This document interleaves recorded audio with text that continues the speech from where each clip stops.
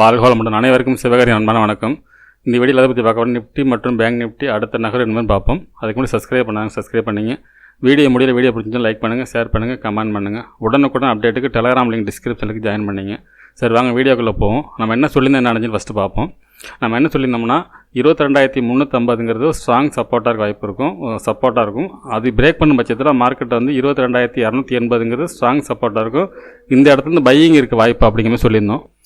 அதுபோல் இந்த இடத்துல கரெக்டாக ஒரு பையிங் நடந்துச்சு. பார்த்திங்கன்னா இந்த இடத்துல பையிங் இங்கே மட்டும் தான் கொடுத்துருந்தோம். மார்க்கெட்டை பொறுத்தளவுக்கு இந்த ரேஞ்ச், அதாவது 22,450 to 500 இந்த ரேஞ்சு செல்லிங் வர வாய்ப்பு இருக்கும். ஏன்னா நம்ம ஒரு சேனல் போட்டிருந்தோம், அந்த சேனல் நேராக வரப்போ செல்லிங் வர வாய்ப்பு இருக்கும். இது பிரேக் பண்ண பட்சத்தில் மார்க்கெட் மேலே போகிறது வாய்ப்பு அப்படின்னு சொல்லியிருந்தோம். ஆனால் மார்க்கெட் வந்து வெரி புல்லிஷாக இன்றைக்கி இருக்கும் அப்படிங்கிற மாதிரி தான் மெசேஜ் போட்டிருந்தோம். ஆனால் பார்த்திங்கன்னா நிஃப்டி நீ சப்போர்ட் பண்ணல. ஆனால் பேங்க் நிஃப்டி நம்ம கிளியராக எதிர்பார்த்த அளவுக்கு போயிருந்துச்சு. ஆனால் நிஃப்டி மட்டும் நீ சப்போர்ட் பண்ணிச்சுன்னா பேங்க் நிஃப்டி நம்ம எதிர்பார்த்த டார்கெட் ஈஸியாக ரீச் ஆகிருக்கும். ஆனால் நேற்றே சொல்லியிருந்தோம், நிஃப்டியோட பேங்க் நிஃப்டி நல்லா ஸ்ட்ராங்காக இருக்குது, நிஃப்டி தான் அந்தளவுக்கு ஸ்ட்ராங்காக இல்லைங்கிற விவரத்தையும் நேற்றே நம்ம சொல்லியிருந்தோம். சரி, ஓகே. பேங்க் நிஃப்டி என்ன மாதிரி மூவ்மெண்ட்ஸ் நடந்து பார்ப்போம். ஃப்ரெண்ட்ஸ், பேங்க் நிஃப்டி வச்சுருக்கேன். பேங்க் நிஃப்டியில் என்ன பண்ணியிருந்தோம்னா ஒரு மைனர் ட்ரெண்ட் போட்டிருந்தோம்.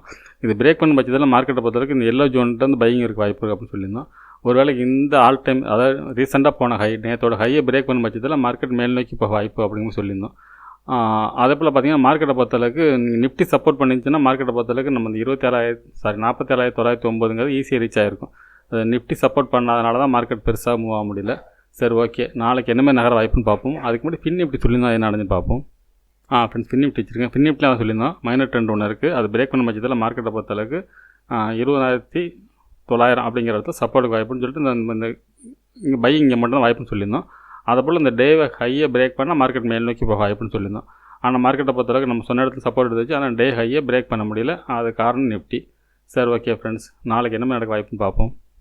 ஃப்ரெண்ட்ஸ், நிஃப்டி சார்ட் வச்சுருக்கோம். ஃபஸ்ட் எடுத்து ரிமூவ் பண்ணிடுவோம். இப்போ டே கேண்டில் வச்சு என்ன மாதிரி மூவ்மெண்ட்ஸ் ஃபஸ்ட்டு பார்ப்போம்.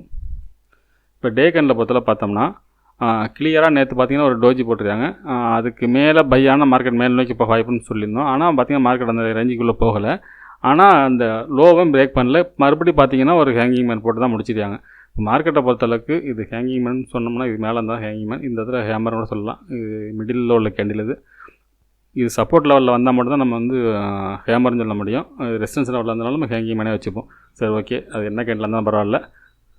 இப்போ ஒரு சேனல் போட்டிருக்கேன். ஃபஸ்ட்டு நம்ம முன்னாடி சேனல் போட்டிருந்தோம், இதுக்கும் இந்த ரேஞ்சில் போட்டிருந்தோம். இப்போ இந்த ரேஞ்சிலே போட்டுப்போம். இந்த ரேஞ்ச் படி பார்த்திங்கன்னா இந்த சேனலில் தொட்டால் தான் மார்க்கெட் ரிவர்சல் ஆகணும். 22,550 அந்த ரேஞ்ச் வரைக்கும் மார்க்கெட் போனால் தான் திரும்ப வாய்ப்பு இருக்கும். 22,550ங்கிறது நம்ம வந்து ஒரு ஸ்ட்ராங் ரெசிஸ்டன்ஸோடு வச்சுக்கலாம். ஓகே ஃப்ரெண்ட்ஸ், இது 15 மினிட்ஸ் வச்சு என்ன மாதிரி மூமெண்ட்ஸ்னு பார்ப்போம். ஃப்ரெண்ட்ஸ், 15 மினிட்ஸ் வச்சுருக்கேன். இதில் பார்த்தீங்கன்னா ஸ்ட்ராங் ரெசிஸ்டன்ஸ் இந்த இடத்த வச்சுப்போம். 22,269ங்கிறது சப்போர்ட்டாக வச்சுப்போம். இந்த சப்போர்ட் பிரேக் பண்ண பட்சத்தில் மார்க்கெட்டை பொறுத்தளவுக்கு திருப்பி பார்த்திங்கன்னா இந்த சேனல் லோ வரத்துக்கு கூட வாய்ப்பு இருக்கும். ஆனால் இதுக்கு இடையில வேறு ஏதாவது நம்ம சப்போர்ட் வைப்போம். இந்த ரேஞ்ச் ஒரு சப்போர்ட் இருக்குது.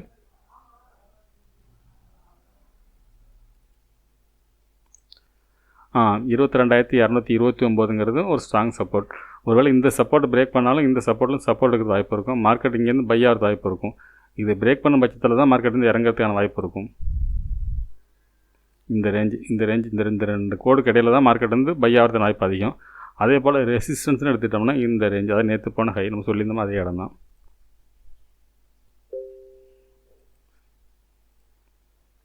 ஆமாம், 22,432ங்கிறது ஸ்ட்ராங் ரெசிஸ்டன்ஸாக வாய்ப்பு இருக்கும். இது பிரேக் பண்ண பட்சத்தில் மார்க்கெட் மேல் நோக்கி போக வாய்ப்பு இருக்கும். அப்படி இல்லாத பட்சத்தில் இந்த ரேஞ்சுக்குள்ளே இருக்கும். ஆனால் என்னோடய பாயிண்ட் ஆஃப் வியூவில் இந்த ரேஞ்சு இருக்க வாய்ப்பு இல்லை. மார்க்கெட் மேல் நோக்கி போய் இந்த ரேஞ்சு தொடாமல் மார்க்கெட் திரும்பறதுக்கு வாய்ப்பு ரொம்ப கம்மி ஃப்ரெண்ட்ஸ். இருந்தாலும் இந்த இடங்களில் ஒரு செல்லிங் வரது வாய்ப்பு இருக்கும். இந்த ரேஞ்சுக்குள்ளே இருந்துச்சுன்னா ஒரு செல்லிங் இருக்கும் இந்த இடத்துக்குள்ளே, இது பிரேக் பண்ணாத பட்சத்தில்.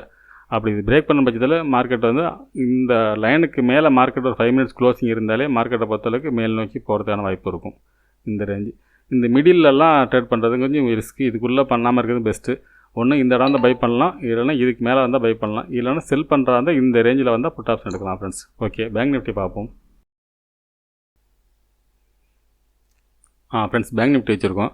இப்போ இந்த பேங்க் நிஃப்டியில் பார்த்தோம்னா இந்த தேவையில் எல்லாத்தையும் அழிக்க வேண்டிய சிலதை மட்டும் அழிச்சிப்போம். ஆனால் டே கேண்டில் வச்சு என்ன மாதிரி பார்த்துருவோம் ஃபஸ்ட்டு. இப்போ டே கேண்டில் போட்டு பார்த்தீங்கன்னா ஒரு ஸ்பின்னிங் டாப், மறுபடியும் ஹேங்கிங் மேன், அதுக்கு மேலே தான் க்ளோசிங் வச்சுருக்காங்க.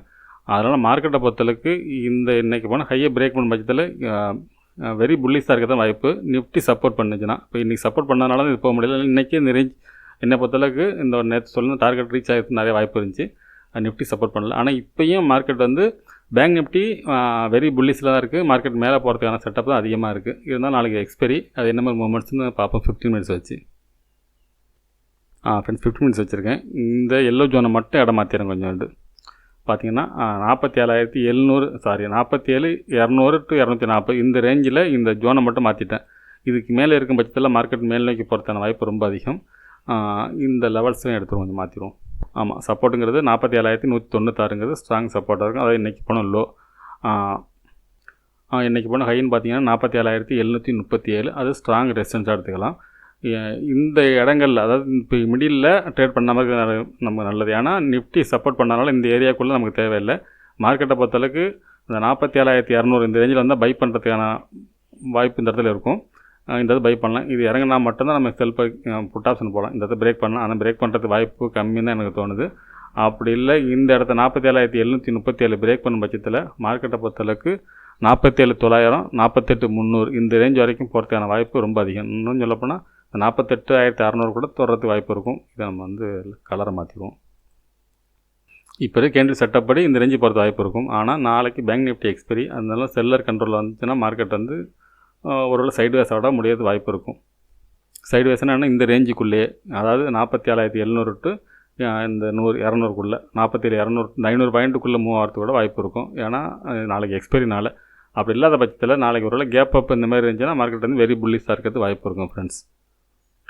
அப்படி கேப் அப் இருக்கும் பட்சத்தில் இந்த டேவோட ஹைக்கு மேலே கேப் அப் இருந்துச்சுன்னா ஃபஸ்ட்டு 5 மினிட்ஸ் பிரேக் பண்ணிச்சுன்னா நம்ம கால் சைடு போகலாம். அப்படி இல்லாத பட்சத்தில் மார்க்கெட்டை பொறுத்தளவுக்கு பையிங் வாய்ப்பு இந்த இடம் மட்டும்தான். 47,200 மட்டும்தான் பையிங் வாய்ப்பு. அப்படி இல்லாத பட்சம் டே ஹையை பிரேக் பண்ண பட்சத்தில் அடுத்த ஒரு பையிங் வாய்ப்பு இருக்கும் ஃப்ரெண்ட்ஸ். ஓகே ஃப்ரெண்ட்ஸ், நாளை மாலை சந்திப்போம். நன்றி, வணக்கம்.